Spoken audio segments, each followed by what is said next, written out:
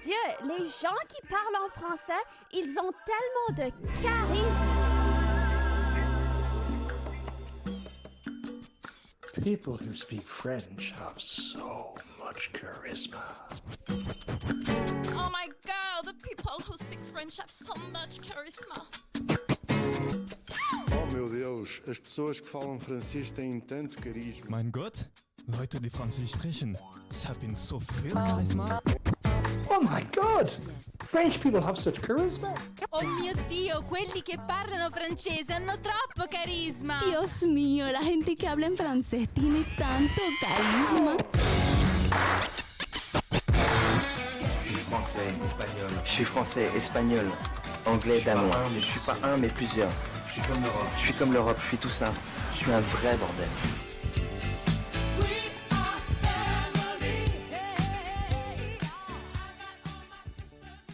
Bonjour chers auditeurs et auditrices et bienvenue dans un nouvel épisode de la Semaine internationale des radios Sorbonne Université où on aime voyager, échanger autour des autres cultures, découvrir et partager.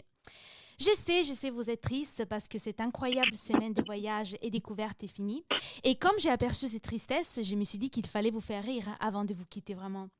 Eh bien, il se trouve que même rire, c'est quelque chose d'international. En effet, tout le monde aime rigoler, peu importe dans quelle partie du monde et avec quelle langue. C'est pourquoi aujourd'hui, le monde du stand-up comedy ne connaît plus de limites géographiques. Il y a des comédiens qui font des spectacles dans plusieurs langues, à la fois traversant le monde entier. Nous avons le plaisir d'avoir à nos micros aujourd'hui un extraordinaire comédien qui a rendu l'humour plus international que jamais. Bonjour à Paul Taylor. Hello. Merci Paul d'avoir accepté notre invitation. Nous sommes très heureux de t'avoir avec nous aujourd'hui. Ouais, merci, super. Tu m'as présenté comme extraordinaire, donc je suis content moi. Ben, c'est vrai. Et alors Paul, tu es né à Londres, mais pendant ton enfance, tu as vécu dans plusieurs pays comme la Suisse, l'Espagne et l'Angleterre. Et c'est grâce à ça que tu as pu devenir trilingue, parce qu'en fait, tu parles anglais, français et espagnol. Et ensuite, tu as fait des études de langue encore, et tu es devenu formateur international chez Apple. Mais j'ai envie de dire, comme il y a des rêves qu'on ne peut pas s'empêcher de suivre, après quelques années, tu es venu à Paris et tu as quitté ton travail pour devenir humoriste. Et c'est notamment avec une vidéo YouTube où tu te moques de la bise que tu as commencé à trouver le succès en France. Donc, je me demande, est-ce que tu t'attendais d'arriver au succès en te moquant de quelque chose que les Français tiennent autant à cœur? Et comment est née cette idée vraiment de se moquer des Français?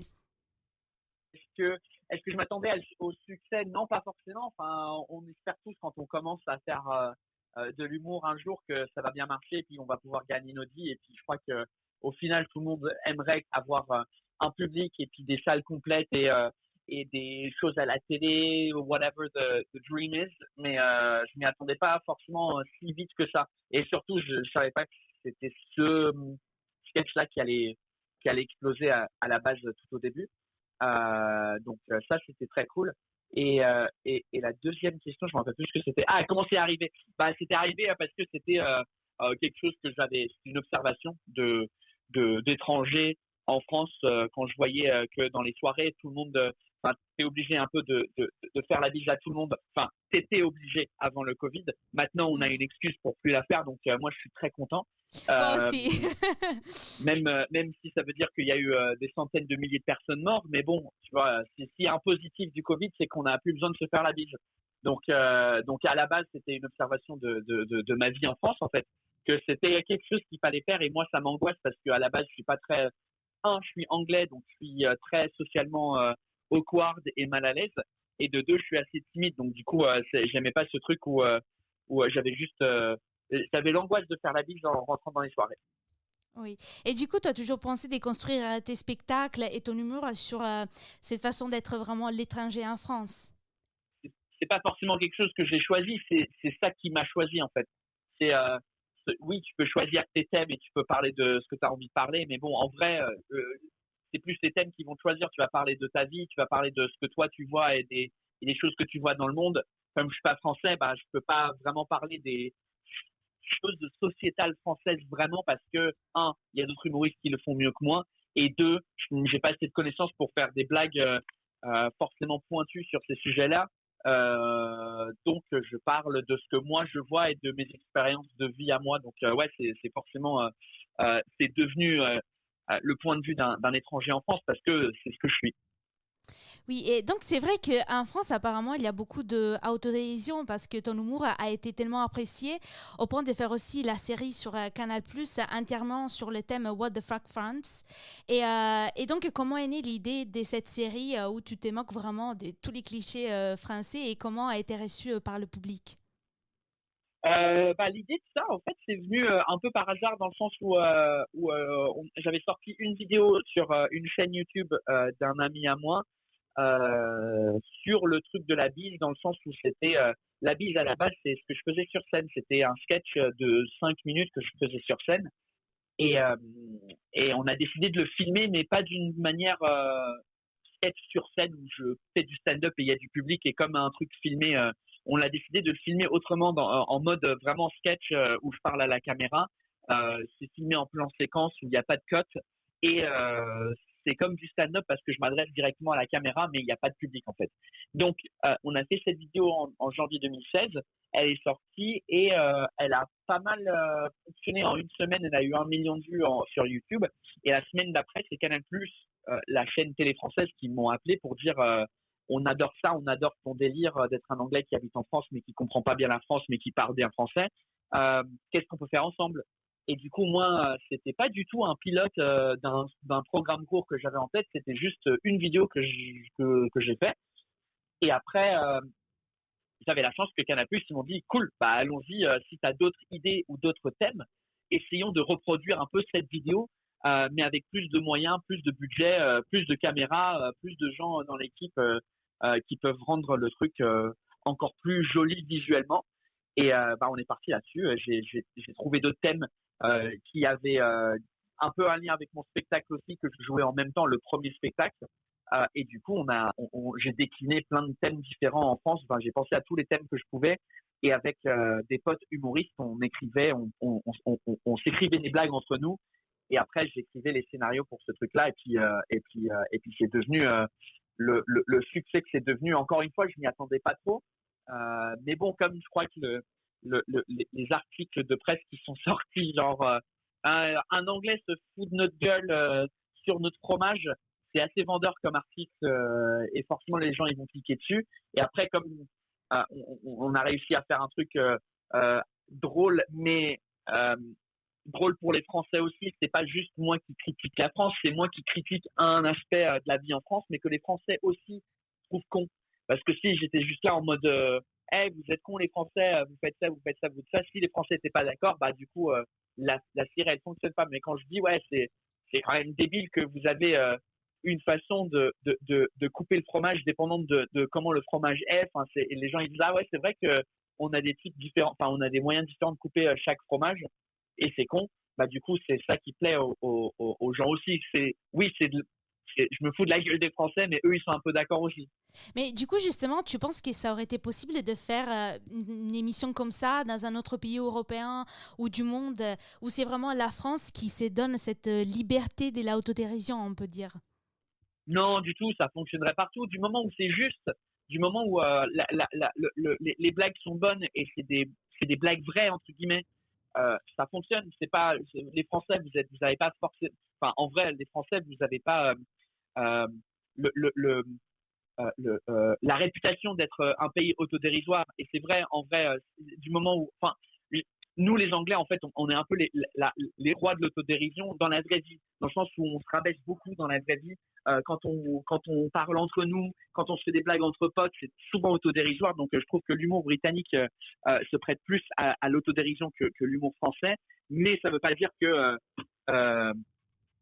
vous appréciez pas de l'humour où on se moque de vous. Justement, c'est ce que j'ai réussi à faire en France en tant que carrière. Donc, c'est juste, je crois que c'est tous les pays, ça fonctionnerait, mais il faut juste que ça soit bien fait. En fait, c'est compliqué.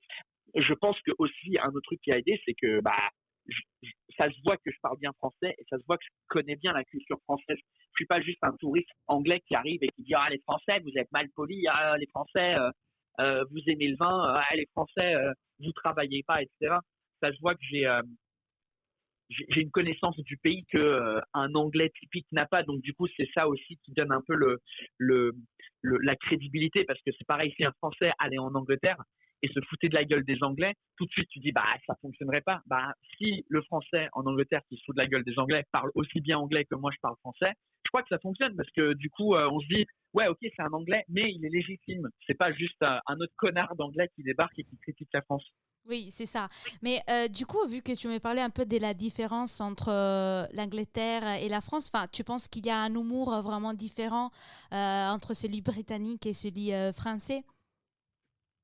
On pose beaucoup cette question et je sais pas en fait, j'ai pas encore vraiment trouvé la, la réponse à ça. Je crois pas qu'il y a un humour différent. Je crois qu'il y a des façons de regarder ou de consommer l'humour qui sont différentes. Dans le sens où en Angleterre, le stand-up, ça existe depuis des décennies.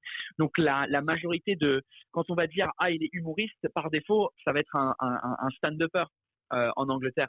Mais en France, comme le stand-up est un peu tout nouveau en termes de temps, ça fait une dizaine d'années que ça existe.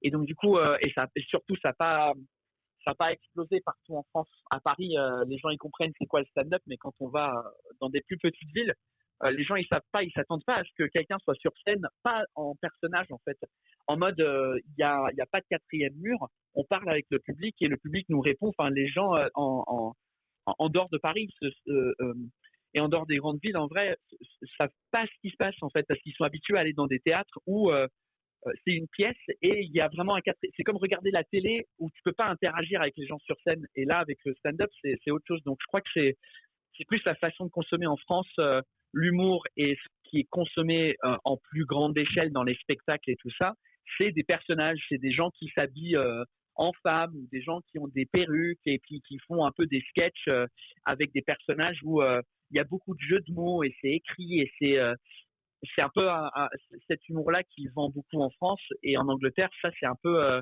has-been, comme on dit, dans le sens où il y avait les Monty Python de Monty Python dans les années 70-80, et depuis cette période-là de sketch, c'est rare qu'on retrouve ce type d'humour sur scène. C'est beaucoup de stand-up ou de l'humour un peu authentique plutôt que sketch. Et du coup, pour revenir à l'émission What the Fuck France, une autre caractéristique assez particulière de cette série, c'est que même si elle est transmise sur la télévision française, elle est entièrement en anglais.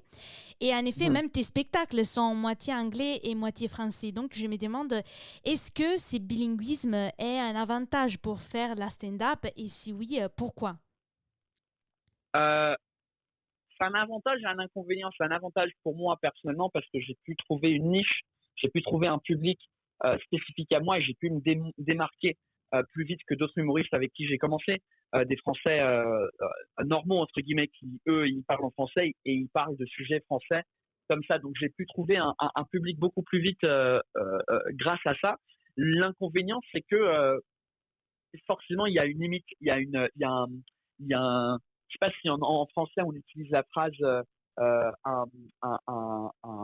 un toit en verre, pas un toit mais un plafond en verre, où en fait c'est comme un plafond invisible où je me dis ouais bah je crois pas que je remplirais des zéniths en France avec un spectacle dans les deux langues, ce sera pas possible. Parce que c'est pas forcément la compréhension de l'anglais, mais c'est juste que l'humour et mes blagues vont pas forcément parler à toute la France, ils vont parler à une niche spécifique de gens qui ont pas mal voyagé, qui ont vécu de temps en dehors de la France, qui parlent ou une autre langue, etc., ou des étrangers qui habitent en France. Mais on va dire le français de base qui habite dans une petite ville va pas forcément s'identifier à ce que j'ai à raconter parce que donc c'est un avantage et un inconvénient. L'avantage, c'est que j'ai pu trouver une carrière et un public beaucoup plus vite que si j'étais un français lambda, entre guillemets.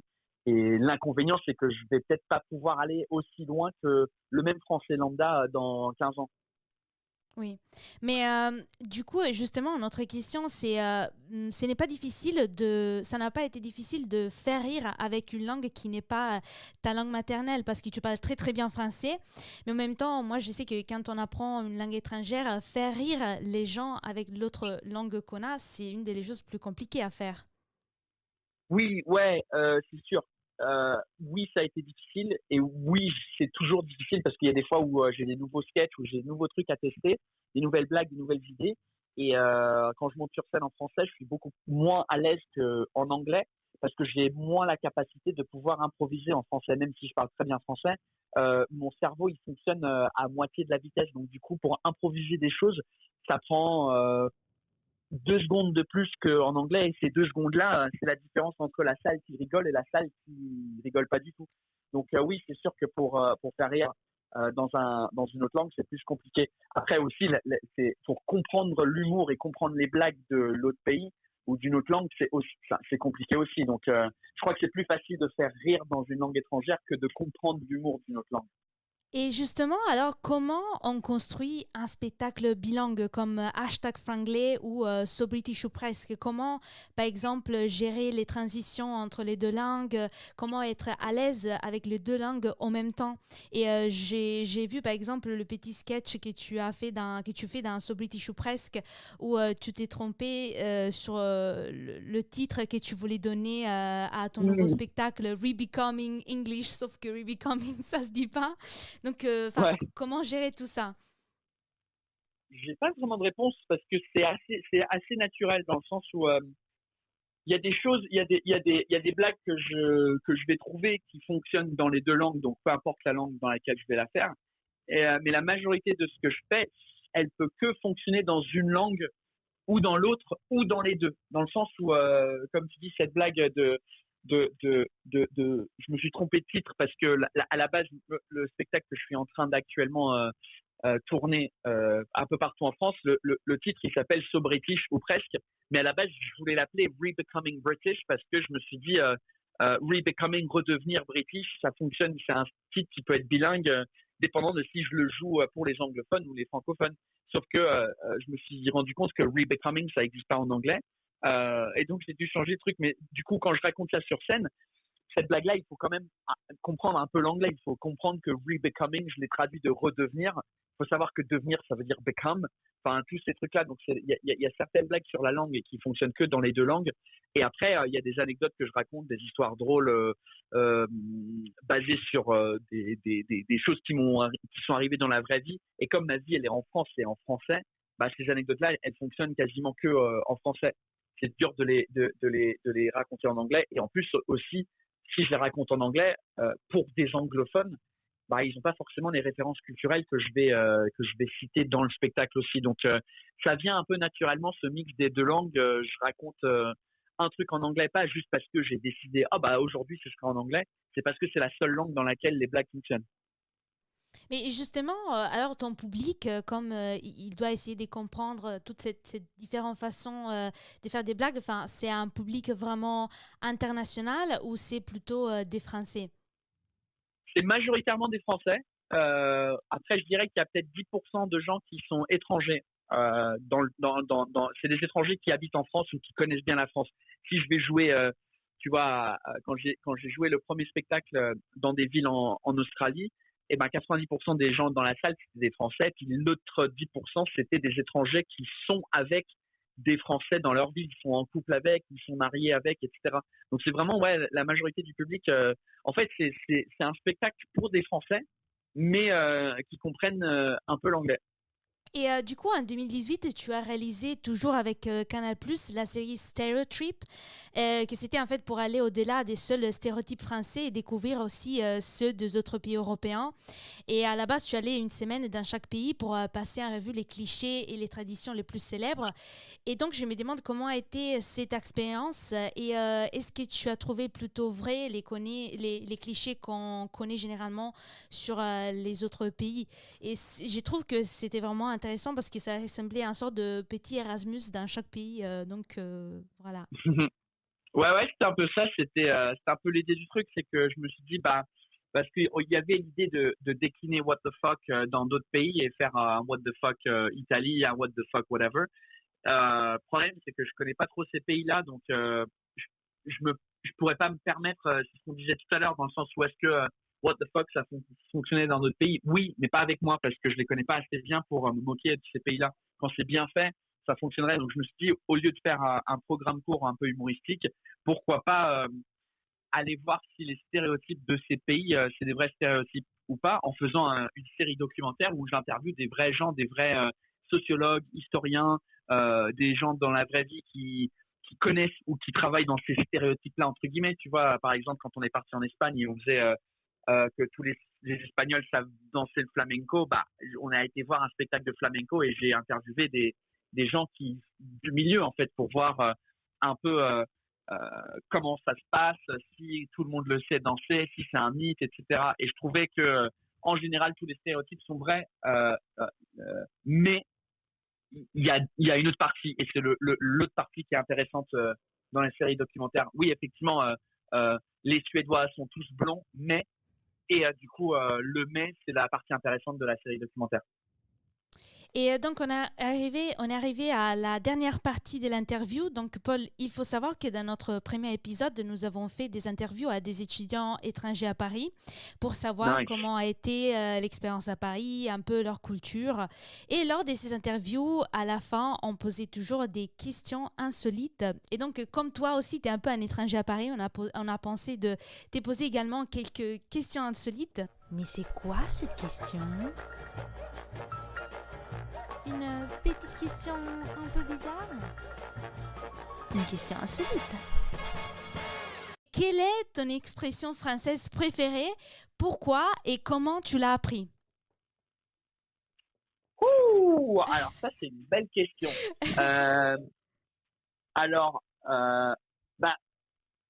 C'est pas pour refaire le sketch dans mon premier spectacle, mais à la fin de mon premier spectacle, je raconte le fait que mon expression préférée, c'est quand je suis énervé en français. Et quand on s'énerve vraiment en français, on dit ouais, ça me fait chier. Ah, ça me fait chier, tu me fais chier, vous me faites chier. Et moi, j'adore parce que ça n'existe pas en anglais. La traduction ne fonctionne pas. Tu peux pas quelque chose qui bouge pas, qui est pas un autre être humain, peut pas te faire chier littéralement. It cannot make me shit. Tu vois, donc c'est ce truc drôle que quand on est énervé, apparemment en France, les choses nous font chier, les gens nous font chier. Genre tellement je suis énervé, il faut que j'aille aux toilettes en fait. Donc c'est vraiment c'est une de mes expressions préférées et toutes les déclinaisons de chier, ça me fait chier, vous me faites chier, envoyer chier, nul à chier, tous ces trucs là, je trouve ça drôle parce que en vrai ça veut dire que vous faites beaucoup caca en France. Donc c'est l'expression que je préfère. Et où je l'ai appris, je sais même plus. C'est tellement devenu une phrase courante dans ma vie de tous les jours. J'ai aucune idée où je l'ai entendu pour la première fois. Mais ça m'a fait rire, c'est sûr. Ok. Bah, j'espère que tout va bien vu que tu l'utilises beaucoup dans tes journées. Et alors, donc, une autre question, c'est qu'en fait, vu que la cuisine anglaise n'est pas trop, on va dire, reconnue dans le monde, si quelqu'un te demande... Ah bon moi, c'est la première fois qu'on me dit ça. Moi, je ne sais pas au courant, moi. Je me demande, si quelqu'un te demande de lui préparer un repas complet, typique anglais, qu'est-ce que tu lui ferais à manger? Je lui ferais manger ce qu'on appelle en Angleterre un Sunday roast. En gros, c'est typiquement le dimanche fin d'après-midi qu'on mange ça. C'est un truc, en gros, c'est un rôti soit de porc, soit de bœuf, soit de poulet, avec des légumes rôtis, des pommes de terre bien rôties, croustillantes à l'extérieur, mais soft à l'intérieur, avec d'autres légumes, avec une sauce qui s'appelle le gravy, mais c'est une sauce un peu brune à la base, une sauce de bouillon de bœuf, mais un peu épaisse, incroyable. Voilà, Sunday roast, sans problème. Ok, alors j'espère que après que nos auditeurs vont écouter cette recette de Paul Taylor, vont commencer à reconsidérer la cuisine anglaise. Et il faut taper. Si vous voulez voir une belle photo et puis la recette que je suis, vous tapez dans Google Jamie Oliver, qui est un chef très connu en Angleterre. Jamie Oliver Sunday roast. Tape ça dans Google et tu verras les photos. Ça donne envie. Et moi, je suis cette recette et puis elle est pas mal. Merci beaucoup alors. Et alors, est-ce que tu peux nous faire une petite publicité de ton pays pour nous donner envie d'y aller? Non, c'est plus possible. C'est Brexit, voilà. C'est bon, il n'y en a plus. Non, une pub, qu'est-ce que je peux dire pour donner envie? Il y a beaucoup de gens, enfin, je crois que les Français à qui je parle font la meilleure pub que moi quand ils partent à Londres. Je sais pas, les gens ils adorent Londres, ils adorent l'Écosse, qui est techniquement le même pays, le Royaume-Uni au complet. Mais je dirais que les gens ils sont hyper ils sont hyper chaleureux, surtout dans des pubs. C'est le meilleur moyen de trouver la vraie culture anglaise, c'est de se retrouver dans un pub, soit pendant un match de foot, soit le week-end ou après le travail un vendredi à 17h, aller au pub et puis et voir l'ambiance que c'est un pub à l'extérieur, à l'intérieur, et puis c'est souvent bonne ambiance et les gens partagent beaucoup. Je trouve que c'est un peu après, c'est pas que c'est moins froid que les bars et les terrasses parisiennes, puisqu'il y a un côté parisien, les terrasses françaises, j'adore ça, j'adore l'ambiance, mais il y a un côté des pubs qui n'existe pas ailleurs, donc c'est vraiment le truc unique. Alors Paul, c'était la fin de cette interview. Merci de nous avoir fait entrer dans ce monde aussi passionnant et amusant. Juste, je rappelle à nos auditeurs que tu as finalement recommencé tes spectacles, qu'on pourra te voir en tournée dans toute la France et en particulier à Paris au Grand Rex le 19 et le 20 octobre. Mais également, on te trouvera cet été dans la route des Vannes, le plateau du stand-up en plein air dans les vignobles du sud de la France. Et sinon, on peut également te retrouver sur YouTube chaque lundi avec les Paul Taylor's Happy Hour Live. Et alors, on a vraiment hâte de te retrouver, Paul, sur Internet, sur la scène. Et merci d'avoir été avec nous aujourd'hui. C'est avec plaisir. Moi, j'ai hâte de vous retrouver aussi sur scène et sur YouTube. J'ai hâte que ça reprenne. Espérons que maintenant, c'est la dernière fois que ça referme et qu'on doit redécaler des dates et tout ça. Mais là, on croise un peu les doigts et puis on croise les vaccins, on croise tout et puis on espère que c'est la bonne. Oui, vraiment, vraiment. Merci beaucoup, Paul. Merci. Merci à toi. Salut. Au revoir. Ciao. Le seul truc difficile pour moi, c'est qu'en tant qu'Irlandais anglais, j'ai décidé de marier une Française parisienne d'origine corse. Et ouais. On est ensemble depuis 10 ans, pas parce que je l'aime, parce que j'ai peur. Depuis 4 mois, je suis papa. Là, en fait, je suis en vacances avec vous. Là, pendant 1 heure, je suis en vacances. La petite, elle pleure, elle se plaint. She complains. Oh, c'est une Parisienne. Et je sais que les premiers mots qui va sortir de sa bouche, c'est « Ah, papa, tu m'as acheté des jouets en plastique, c'est pas très éco-responsable. Shut the fuck up. » But French people like, ouais, Paul, ça fait 10 ans que t'es en France, tu te sens un peu plus français? Non. Même si je parle très bien français, je me rends compte que j'ai pas les références françaises. J'ai aucune référence culturelle avant 2009. Et je me rends compte de ça quand je suis dans des soirées avec des Français. Ils me parlent des personnalités, des pubs mythiques, des séries mythiques, des films. J'ai aucune idée. Jacques Chirac, il est mort récemment. Je savais pas qui c'était, Jacques Chirac. Par contre, Kenji Girac, je vois très bien qui c'est. Il a gagné The Voice en 2014. J'étais là, je connais qui c'est.